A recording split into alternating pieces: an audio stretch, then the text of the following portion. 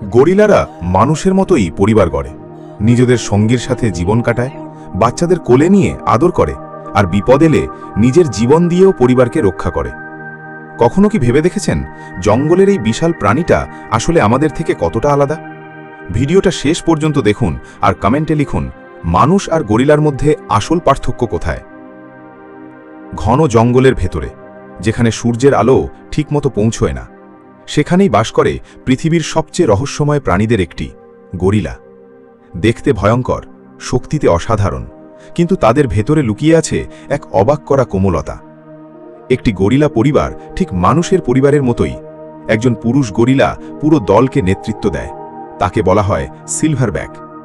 সে শুধু নেতা নয়, সে একজন বাবা, একজন রক্ষক। রাত হলে সে সবার আগে নিশ্চিত করে তার সন্তানরা নিরাপদে আছে কিনা। কোনো বিপদ আসলে সে নিজের জীবনের পরোয়া না করেই সামনে দাঁড়িয়ে যায়, ঠিক একজন বাবার মতো। সবচেয়ে অবাক করা বিষয় হল, গরিলারা তাদের সন্তানদের কোলে নেয়, আদর করে, খেলাধুলা করে।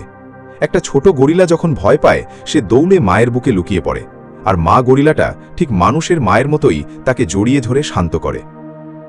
এই দৃশ্যগুলো দেখলে মনে হয় ভালোবাসা শুধু মানুষের আবিষ্কার নয়, প্রকৃতিও ভালোবাসতে জানে। বিজ্ঞানীরা বলছেন মানুষের ডিএনএর প্রায় 98% গরিলার সাথে মিলে যায়।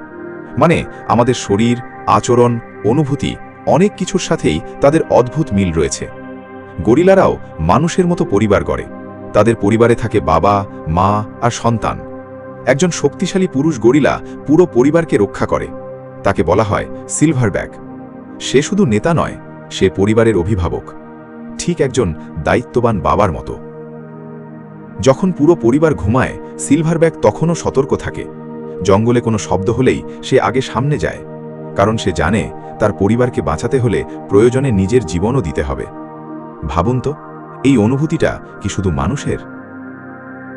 আর মা গরিলাদের কথা শুনলে হয়তো আপনার চোখ ভিজে যাবে।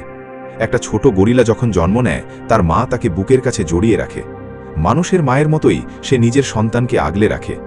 বাচ্চাটা ভয় পেলে দৌড়ে এসে মায়ের গায়ে লুকিয়ে পড়ে, আর মা গরিলাটা ঠিক মানুষের মায়ের মতোই তাকে জড়িয়ে ধরে শান্ত করে। এই দৃশ্যগুলো দেখলে মনে হয় মা তো আসলে সব জায়গাতেই একই। ছোট গরিলারা দুষ্টুমি করে, খেলাধুলা করে, একজন আরেকজনকে জড়িয়ে ধরে। অনেক সময় দেখা যায় বাবা গরিলাও নিজের সন্তানদের সাথে খেলছে। তখন মনে হয় না ওরা কোনো বন্য প্রাণী, মনে হয় ওরাও একটা পরিবার, ঠিক আমাদের মতোই। সবচেয়ে অবাক করা বিষয় হল, গরিলারাও অনুভূতি বুঝতে পারে। তারা রাগ করে, অভিমান করে, ভয় পায়, এমনকি শোকও প্রকাশ করে। একটি গরিলা যদি তার কাছের কাউকে হারায়, সে অনেক সময় চুপচাপ বসে থাকে, খাওয়া কমিয়ে দেয়। অনেক সময় দেখা গেছে একটি গরিলা তার মৃত সন্তানের পাশ ছাড়তে চায় না।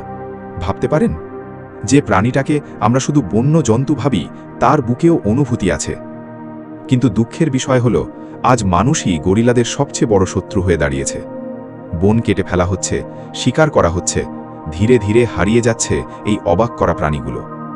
হয়তো একদিন আমাদের ভবিষ্যৎ প্রজন্ম শুধু ছবিতেই গরিলা দেখবে, আর তখন মানুষ বুঝবে আমরা শুধু একটা প্রাণী হারাইনি, হারিয়েছি নিজেদেরই এক প্রতিবিম্ব।